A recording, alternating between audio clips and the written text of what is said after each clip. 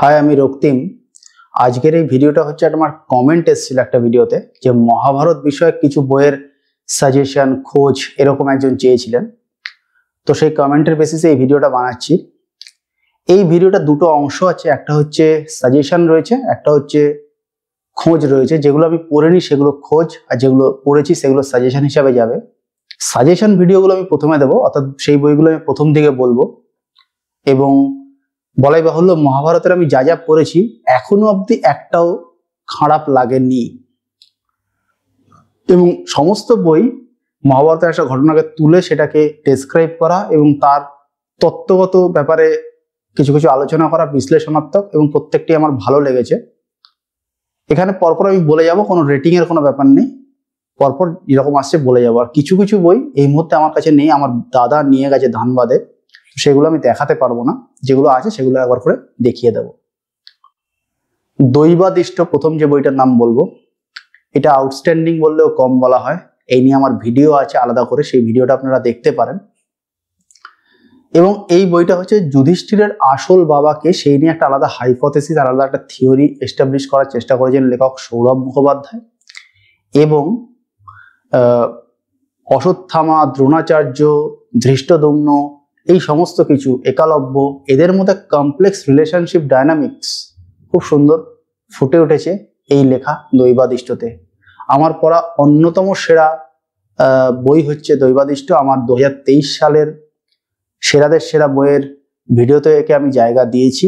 বইটা দেখাতে পারিনি তখনও, এখনো দেখাতে পারছি না, বইটা এখনো আমার কাছে নেই। কিন্তু এই বইটা আমার পড়া অন্যতম সেরা মহাভারতের বই। ঠিক এর পরেই একই লেখকের আরেকটা বই দেখাবো, প্রথম প্রবাহ।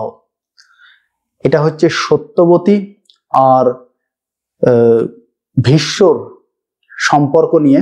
এবং এই বইটা মিত্র ঘোষ থেকে বেরিয়েছে, আমার কাছে যে কপি আছে। শুনেছি আগে এটা অন্য পাবলিশারে ছিল। এবং দাম আমি বলছি না, দাম চেঞ্জ হতে পারে, এটা অনেকদিন আগের কপি। এবং এর পৃষ্ঠা সংখ্যা হচ্ছে 175। তো এই হচ্ছে এই বইটার ব্যাপারে ডিটেল দেওয়া। এবং সত্যবতী এবং ভীষ্মর সম্পর্কের যে ডায়নামিক্স, সেই ডায়নামিক্স এখানে ব্যাখ্যা করা রয়েছে। আমরা অনেকেই জানি যে সত্যবতী রাজা শান্তনুর স্ত্রী ছিলেন, কিন্তু এই বইটা পড়ে আমি প্রথমবারের জন্য জানতে পারি সত্যবতী ভীষ্মর প্রতি আকৃষ্ট ছিলেন এবং তাকে এখনকার পরিভাষায় বলে লিটারালি প্রপোজ করেছিলেন। কিন্তু তারপর সেই রিলেশনশিপ দাঁড়ায়নি। তারপর নানা কারণে পাকে চক্রে দেবব্রতর বাবার সঙ্গে তার বিয়ে হয় এবং দেবব্রত প্রতিজ্ঞা করে ভীষ্মে কনভার্টেড হয়। এই পুরো জিনিসটা হস্তিনাপুরের, মানে সেই বংশের আদি যে ইতিহাস, সেই ইতিহাসটার এখানে খুব সুন্দর চর্চা রয়েছে এবং খুব প্রাণবন্ত ভাবে। আমার ভীষণ ভালো লেগেছে, ভীষণ পছন্দের বই। সৌরভ মুখোপাধ্যায় মহাভারত লিখি হিসাবে আমার লিস্টের খুব উপরের দিকে তার জায়গা। এর পরের বইটা হচ্ছে শেষ প্রহর, সঞ্জীব চট্টোপাধ্যায়ের। বোঝা যাচ্ছে যে এই বইটা তিনটি যুগ যে শেষ হয়েছে, সত্য, ত্রেতা, ত্রাপর, এই সমস্ত কিছু নিয়ে লেখা। এবং এই বইয়েরও আলাদা করে ভিডিও আমার চ্যানেলে আপনারা পেয়ে যাবেন। বইটা আনন্দ পাবলিশার্সের কপি আমার কাছে রয়েছে, পাবলিশার চেঞ্জ হয়ে গিয়ে থাকলে আমি কিছু জানি না। এর পড়ার মতো পেজ হচ্ছে 169। এর কভারটাও ভালো। এই সিমিলার কভারের আরো একটা বই আছে যেটা খুবই পপুলার বই, সেটা নিয়ে আমি এর পরে বলছি। এই বইটা আমার বেশ ভালো লেগেছে, ততটা পপুলার না হলেও আমার ভালো লেগেছে, এই বইটা বেশ ভালো লেগেছে। ঠিক এর পরেই যে বইটা আছে সেই বইটা দেখাবার আগে বলি, আপনারা যারা প্রথম দিক থেকে আমার এই চ্যানেলটাকে ফলো করেন, জেনে রাখবেন যে আমি প্রথম থেকে ইংরেজি বই নিয়ে ভিডিও বানাতাম এবং ভিডিওতে কথা ইংরেজিতেই বলতাম। তো নানা কারণে আমি বাংলা বইয়ে শিফট করেছি। কি কারণ সেগুলো নিয়ে আমি এখানে বিস্তারিত ব্যাখ্যা করছি না, কিন্তু তার মধ্যে অন্যতম বড় কারণ হচ্ছে মহাভারত। ইংরেজিতে যেসব বই আমি এনকাউন্টার করেছি মহাভারত রিলেটেড, আমার মনে হয়েছে ওই লেখকদের ইংরেজি ভাষায় যতই বুৎপত্তি থাক না কেন, সব বই তো আমি পড়ে দেখিনি, সব বইয়ের ব্যাপারে বলতে পারবো না, কিন্তু যেগুলো আমি পড়েছি মহাভারতের নলেজ লেখকদের আমার খুব কম মনে হয়েছে। তখন আমার মনে হয়েছে যে I had to return back to Bengali. কারণ আমাদের যে লেখকরা রয়েছেন, সৌরভ বাবু রয়েছেন, সঞ্জীব চট্টোপাধ্যায় রয়েছেন, এদের মহাভারতের নলেজ অনেক বেশি। ভাষাটা বাংলা, কিন্তু মহাভারতের নলেজ অত্যন্ত বেশি। এবং সেখান থেকে আমি সিদ্ধান্ত নিই প্রথমবারের জন্য, অনেকগুলো কারণের মধ্যে এই কারণটা যেটা আমাকে প্রভাবিত করেছিল, যে বাংলা ভাষায় আমি ভিডিও বানাবো, বাংলা বই নিয়ে আমি ভিডিও বানাবো এবং ভিডিওতে বাংলায় কথা বলবো। এর পরের বইটা আপনারা অনেকেই চেনেন, শ্রীকৃষ্ণের শেষ কটা দিন, সঞ্জীব চট্টোপাধ্যায়, আনন্দ পাবলিশার্সের বই।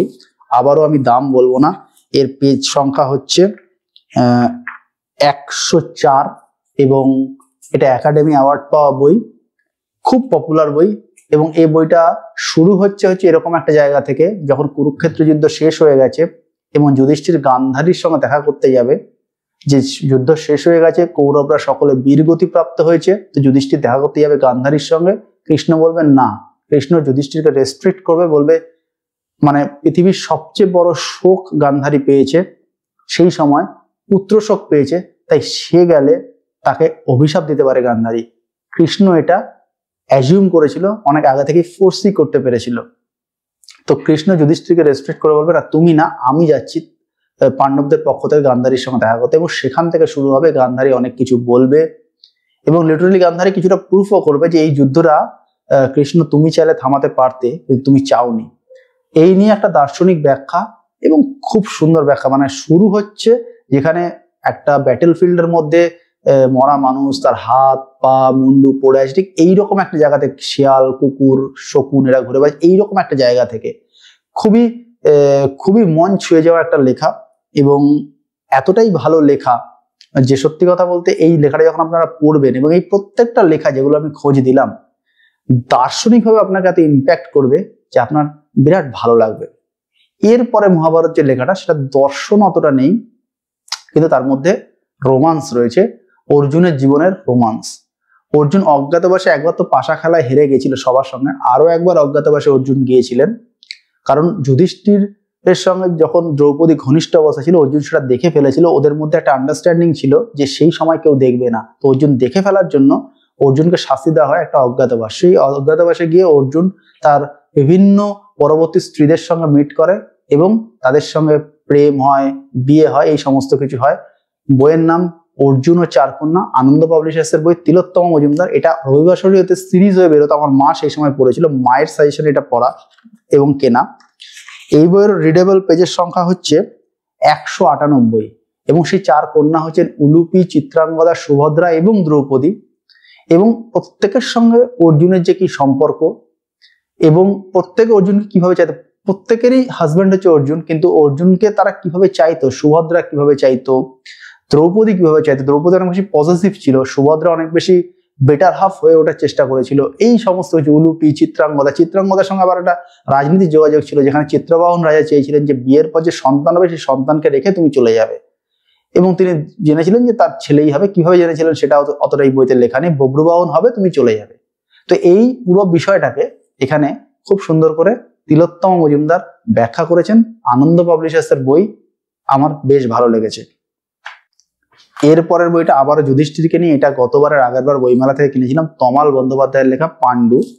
এ বইয়ের পাবলিশার হচ্ছে, আমি বলে দিচ্ছি, এ বইয়ের পাবলিশার হচ্ছে ডেস পাবলিশিং এবং পেজ নাম্বার হচ্ছে 176, পড়ার মতো পেজ সংখ্যা। তো এই হচ্ছে মোটামুটি রেকমেন্ডেশন, কারণ এই প্রত্যেকটা বই আমি পড়েছি, আমার ভালো লেগেছে এবং প্রত্যেকটা বই আপনারা কিনে পড়তে পারেন। ভালো বই অবশ্যই সৌরভ মুখোপাধ্যায়ের বই, সঞ্জীব চট্টোপাধ্যায়ের বই, তিলোত্তমা মজুমদারের বই উপরের দিকে থাকবে, দার্শনিকভাবে সৌরভ বাবু এবং সঞ্জীব বাবুর বই উপরের দিকে থাকবে। প্রেমের দিক দিয়ে ভাবলে তিলোত্তমা দেবীর বই থাকবে, অর্জুনের সঙ্গে বিভিন্ন প্রেম, এবং তমাল বাবুর বইও পাণ্ডু এই চরিত্রটাকে ব্যাখ্যা করার ক্ষেত্রে অনেক বেশি হেল্প করেছে। পাণ্ডু কেন মারা গেল, এই সমস্ত কিছু, তার উপর কি অভিশাপ ছিল, এই সমস্ত কিছু ব্যাখ্যা করেছে। এবারে চলে যাব খোঁজ অংশে। খোঁজ অংশ হচ্ছে যেগুলো আমি পড়িনি, এগুলোর মধ্যে কিছু কিছু আমি নিজেও কিনবো ঠিক করেছি, আর এগুলো সবগুলো যে নতুন বই এরকমও নয়, কিন্তু মোটামুটি আমি খোঁজ টোজ করে এগুলো পেয়েছি, ইন্টারেস্টিং মনে হয় দিচ্ছি, কিন্তু পড়িনি বলে বলতে পারবো না কেমন। প্রথমটা হচ্ছে পত্রপাঠ পাবলিশারের অখিল ঘোষের লেখা ফিরে চাও ধর্মরাজ।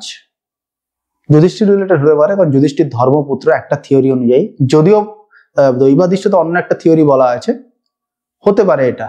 আমি কভারগুলো বসিয়ে দিচ্ছি যেগুলো পেয়েছি, অথবা যে বইগুলো আমার কাছে নেই সেগুলোর কভার বসাচ্ছি। এর পরের বইটা হচ্ছে নৃসিংহ প্রসাদ ভাদুরীর, আনন্দ পাবলিশার্সের বই, মহাভারতের অষ্টাদশী, এবং আরো একটা ওই নৃসিংহ বাবুর বই, আনন্দ পাবলিশারের, মহাভারতের 6 প্রবীণ। এই দুটো কি নিয়ে আমি জানি না, ফেসবুকে কিছু গ্রুপে আমি রিভিউ দেখেছি এবং নৃসিংহবাবুর লেখা আমি বিভিন্ন দেশ পত্রিকায় পড়েছি। উনি পৌরাণিক বিষয়ে বহু ওনার গবেষণা আছে, নলেজ নিয়ে কোনো ডাউট নেই, কিন্তু বইগুলো যেহেতু পড়িনি তাই দরাজ সার্টিফিকেট দিতে পারছি না, কিন্তু এক্সপেক্টেড এই বইগুলো ভালো হবে। নৃসিংহবাবুর পুরাণ নিয়ে নলেজ নিয়ে আনকোয়েশ্চেনেবল নলেজ, এই মুহূর্তে বোধহয় বাংলায়, আমাদের পশ্চিম বাংলায় অন্তত ওয়ান অফ দ্য বেস্ট তো বলাই যায়। এরপরে দুটো বাণী বসুর বই, এবং এই বই দুটোর পাবলিশার আমি জানি না, সেটা হচ্ছে কৃষ্ণ বাসুদেব দুর্যোধন সুযোধন। দুর্যোধন সুযোধন হচ্ছে একই লোকের নাম, দুর্যোধনের আরেক নাম সুযোধন, তাকে নিয়ে বই হবে, আর কৃষ্ণ বাসুদেব কৃষ্ণকে নিয়ে বই হবে, কিন্তু এর ডিটেল আমার কাছে জানা নেই এবং এর রিভিউ টিভিউ আমি কোথাও দেখিনি। আর শেষ যে বইটা নিয়ে আমি কথা বলবো, এই বইটা সম্প্রতি বেরিয়েছে 2023-এর মাঝামাঝি সময়, বই বন্ধুর বই, সুপর্ণা ম্যাডামের লেখা। ওনার সারনেম অনেক বড়, আমি এতটা মনে নেই এই ভিডিওর সময় অন্তত। দহন পুরুষ বই বন্ধুর বই। এই বইটার সম্বন্ধে শুনেছি খুব থ্রিলারীয় প্যাটার্নে লেখা আছে, কৃষ্ণকে গোয়েন্দা হিসাবে দেখিয়ে লেখা আছে। বইটা 150 পেজ 160 পেজের বই বলেই শুনেছি, একটা রিভিউ আমি দেখেছিলাম, কিন্তু এই বইটাও আমি পড়িনি। তো এই হচ্ছে ওভারঅল আমি মহাভারত বিষয়ে কয়েকটা বইয়ের খোঁজ এবং কয়েকটা বই রেকমেন্ড করলাম আপনাদেরকে। ইনসিডেন্টালি মহাভারতের যে কটা বই আমি পড়েছি সবকটাই কিন্তু আমার ভালো লেগেছে, 19-20 আছে কিন্তু প্রত্যেকটাই ভালো বই। তো আপনাদের এর মধ্যে কোন কোন বই পড়া বা কোনগুলো পড়বেন বলে ঠিক করেছেন কমেন্ট করে জানাতে পারেন। আর আমার এই ভিডিও ভালো লাগলে অবশ্যই একটা থামস আপ, চ্যানেল ভালো লাগলে সাবস্ক্রাইব। দেখা হবে পরের ভিডিওতে, ততদিন ভালো থাকবেন, টাটা।